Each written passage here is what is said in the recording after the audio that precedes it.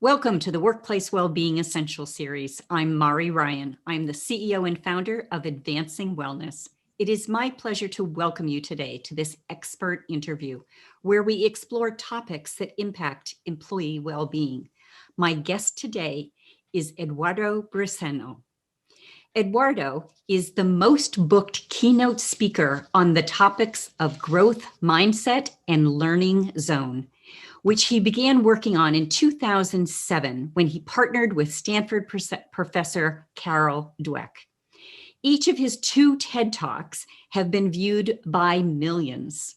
He is also a Pahara Aspen Fellow, a member of the Aspen Institute's Global Leadership Network, and he's an inductee in the Happiness Hall of Fame. Yes, there is such a thing. And he has bachelor's and master's degrees from UPenn and Stanford in chemical engineering, economics, education, and management. But most importantly, he continues to enjoy lifelong learning every day. Eduardo, welcome. I'm so excited to spend time with you today. Thank you, Mari. It's great to be here. Well, today we're going to explore the topics of growth mindset and cultivating learning-oriented cultures and how these link to well-being in the workplace. But why don't we start by helping our audience get grounded on this and to understand the concept of growth mindset. Can you define that for us? Yeah, absolutely. And first, I'll start. Growth mindset is a term that is very easy to distort. So just mentioning, for those who have heard of the term before, growth mindset is not working hard, it's not persevering, it is not experimenting. It is a perspective about the nature of human beings, is when we see ourselves as able to change rather than fix the way we are. And the reason that definition is important is that view of ourselves and of other people, whether we see people as naturals at something, as whether they have something in them or not, versus as anybody being able to continue to improve, that impacts how we perceive things, how we react to things, how we behave, and especially, most importantly, whether we actually behave like learners to continue to develop ourselves and to support others in developing themselves. Perfect. I love that. All right. I'm curious, how did you come to pursue this area of work? It sounds like from your education, you had lots of different areas. So why this? Yeah, it actually ties to well-being. Undergrad, I studied chemical engineering and finance, and then I went to work in investment banking, and then I was working in venture capital. And one day I was in Silicon Valley working on my computer in the evening, and I was upset about something. I don't remember what it was, but I was kind of, I've never done this before or since, but I started taking it on the keyboard because I was angry and hitting the keyboard harder than usual, and just typing and doing my work, but just like typing a little harder than usual. And I started feeling some pain in my thumb right here. And so I stopped working, and the next day I woke up and the pain had transferred to my forearm, and it was kind of burning. And I kind of kept working, and I figured it would go away. And over the next couple of years, it got worse and worse. And I figured that I would just go to the doctor. And the way that I thought about doctors up to that point, I thought of them as mechanics. I can abuse my body, and then I'll go to the doctor and they'll fix me. And that had always worked. They would give me a medicine, or they give me something to do, and then I would go back to full health. But I went to an orthopedist. He prescribed physical therapy twice a week, which I started doing religiously. And a few months in, I thought I was getting a little bit better, but the therapist said, you're not getting substantially better, so go back to the orthopedist and talk to them. So then I spoke with the orthopedist, and he said, no, yeah, you should be getting substantially better. So this treatment is not working for you, but I don't know what you have. So I'm going to refer you to a surgeon, an orthopedic surgeon. So I went to the surgeon, and she diagnosed me, and she said, I'm going to tell you something really important. Listen to me. you don't have carpal tunnel syndrome. A lot of surgeons would tell you that you do, but you definitely don't. Don't let them operate on you. But I don't know what you have. So then I started freaking out because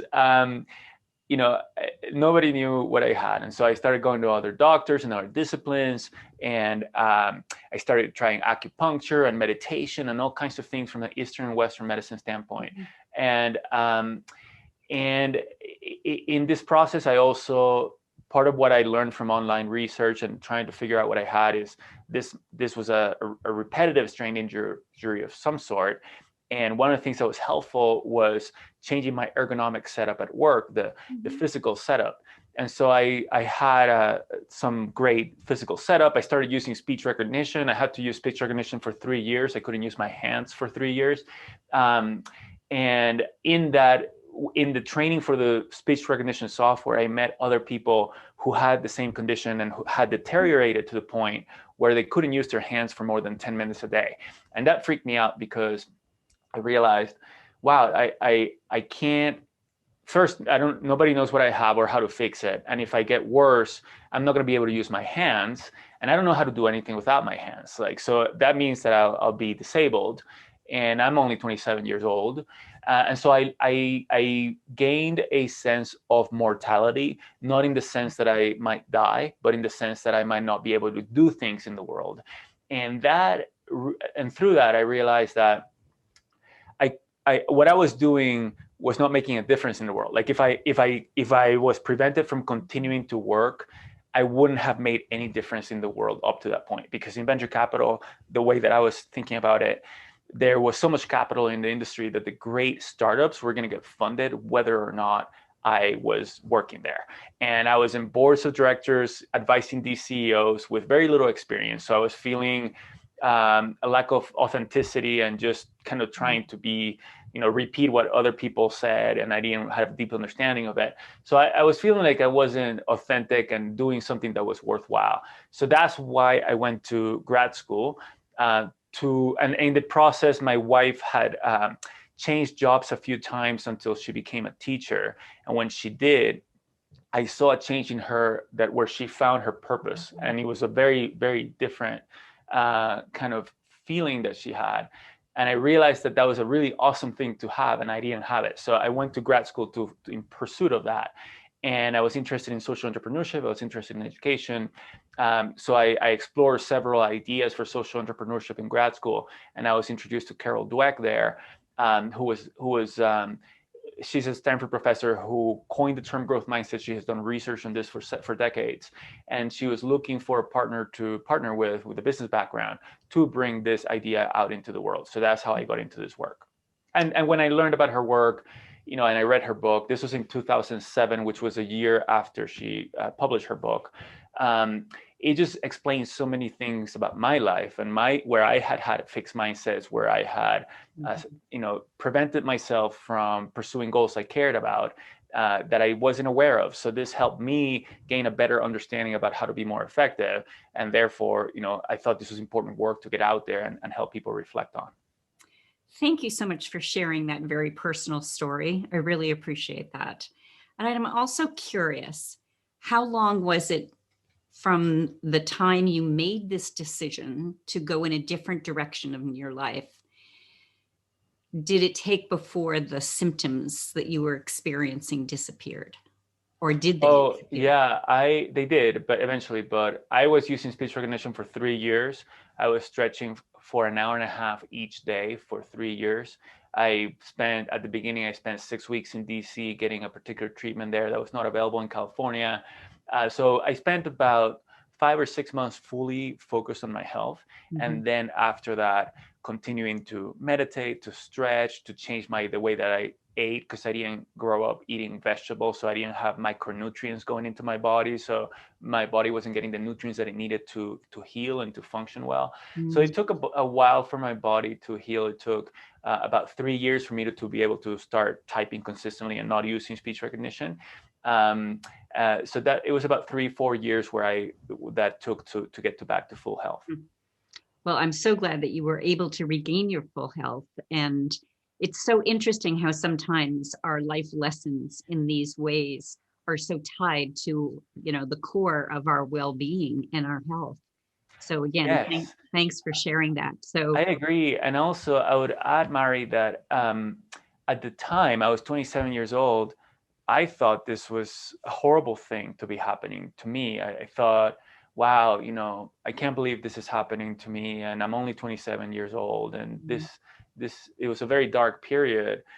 But looking back, I realized that it was a blessing, because if that hadn't happened to me, first of all, I wouldn't have found purpose, but I also would have run down my body to the point where I probably would have had like a heart attack in my 50s or 40s, and so now I'm in much better health physically and emotionally. I'm engaged in work that I love and that gives me purpose. So I'm in a much better place because of this tempest that I went through, and my body and my health was a signal, that I needed to do something and change something. well, so often our well-being manifests with these symptoms, and it's really important to get to the root cause. And Yes. while it wasn't our intention here today that our conversation would be about purpose, purpose is really, as we can see, such an important element and how it can influence our well-being. Yes, and your points about root cause were so important for me in my journey, because when I went to finally the person who diagnosed what I had, and talked about what were the root causes of that, which were the way I was living, the way I was holding my body with tension, the way I was eating, the way I was exercising, all these things. I had to change my lifestyle in order to. I used to think that you just take some medicines or you get treatment and then you're done. But I had to learn, what leads to this. And interestingly, the person, what eventually I learned I had is something called myofascial pain syndrome, which is something that was discovered and studied by a doctor named Janet Travell, who was JFK's White House physician, and then she stayed on for Lyndon B. Johnson, so she was his physician as well. And she wrote this 2-tome huge medical book about it. And because nobody knew anything about it, I read those books, which are meant for doctors, so that I could educate myself to understand what was going on in my body, and that helped me heal. But it took me taking learning about my condition and getting on the driver's seat of my learning in order to figure out, what journey I had to go on. Wow, that's really a powerful story. Thank you so much for sharing that. I'm curious, in reflecting on your personal experience and what you were learning in the work that you were doing at Stanford, how did you come to see the relationship between a growth mindset and individual well-being? So there's several connections. One is that in a growth mindset, well, first of all, the most kind of obvious connection is that in a growth mindset, we can get better at whatever we see in a growth mindset. So, for example, if we want to be if we want to be writers, and we have a fixed mindset about writing, thinking that some people are natural writers and others are not, that fixed mindset is going to prevent us from getting better as writers and becoming good writers, right? So, because it's in a growth mindset, we will always be asking for feedback on our writing and figuring out how we can do things better. We might, read books about writing or go to workshops about writing. So the same thing is true about well-being, right? If you feel that if you see happiness as something that you either are a happy person or you're not a happy person, that's going to prevent you from getting better at happiness, versus if you have a growth mindset about happiness, thinking you can develop it. So that's one. Second, in a fixed mindset, it generates stress for us, because everything is high stakes. We're trying to prove ourselves in whatever we do, see if we are great at it. And whenever we make mistakes or whenever we struggle, we feel bad about ourselves and say we're not so good. And we don't have a solution for that. So that's very stressful, and it impacts our well-being. And third, a growth mindset helps us have better relationships with other people, because it helps us better ask questions, because we want to learn from them. It allows us to better listen to other people. And that builds relationships between people, and positive relationships with people definitely contribute to our well-being as well. Fabulous concepts there. I'm curious, though, about this idea of we think we can't change or make changes in our lives. So, around behavior change, which is a core element of well-being, oftentimes, as you discovered in your personal journey, we have to change some things, and we don't often think that we can do that. But we talk about a concept called self-efficacy, and I'm just curious as to whether that's the same as growth mindset or is it different? Yeah, self-efficacy is very related to growth mindset. It's a little bit different. So it's a concept that was coined by another psychologist named Albert Bandura, who was a colleague of Carol Dweck's at Stanford. They're both at Stanford right now. And what self-efficacy is the belief that we are in our driver's seat, so that we control our behavior and that we can control the things around us. And in a fixed mindset, our sense of control is different than in a growth mindset. So just to give an analogy, if you think about like a sailor, right, in a ship, if that sailor has the sense that being in control means controlling the weather and controlling what's going to happen in the sky, like that's going to be really frustrating, and versus a sense of control is the idea that you can better observe the sky, see what's happening, navigate to the better places, and if there's a storm, you'll be able to control what's on your ship so that you can get through it. And so in a growth mindset, we are in control of our behavior and we're in control of our learning. So when there's mistakes, when there's challenges, when there's struggle, we have a sense of control that we're competent and we can get through that. Even if we don't have the answers to start with, we can figure out what those answers are. Versus in a fixed mindset, our sense of control is more like, I need to control everything. Like in the epidemic, for example, that we are living through right now, some people feel like, man, can we just like fix this virus and just move it, have it go away, right? And so it's about like, do you need to control everything and have control life, right? And be able to like edit genes so that you control your babies and like control absolutely everything, or do we have a sense of control in the sense that there's uncertainty coming our way, there's changes going our way, but we're in control in the sense that we're competent, we can adapt to it, we can learn from it and come out stronger. Great concepts there. I'm curious as to whether there's a way in which we can, that having a growth mindset can, in the workplace in particular, can actually support well-being. Let's talk about this in the context of the workplace. Yeah, so definitely a growth mindset helps us build a sense of well-being, whether it is as individuals or definitely in the workplace.